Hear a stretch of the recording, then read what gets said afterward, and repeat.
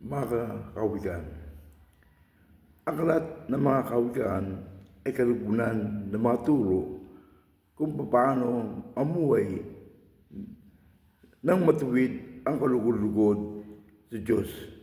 Karamihan nito sumasalakay sa mga bagay na praktikal at pang-araw-araw. Nagsisimula ito sa pagpapangalang upang magkaroon ng kalaman. Unahin ang paggalang at pagsunod kay Yahweh at nagpapatuloy sa pagtalakay sa mga bagay na may kinalaman sa reliyon at kabutihang asal. Ang mga kasabihang ito naghahayag sa malalim na kalaman ng mga unang guro ng Israelita tungkol sa kilos at ang taong marunong.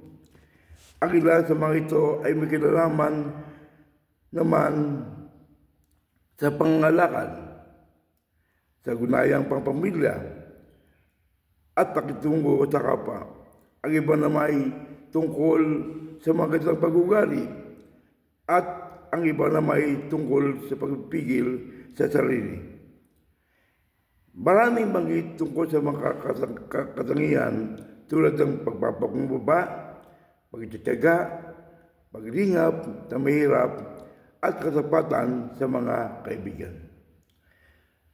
Pagpupuri sa karunungan, mga kawikaan ni Solomon, mga kawikaan ni Agor, mga kawikaan ng ina ni Haring Lemuel. Purihin po, Panginoon. Purihin po pagbasa ng kanyang mga salita. Praise the Lord.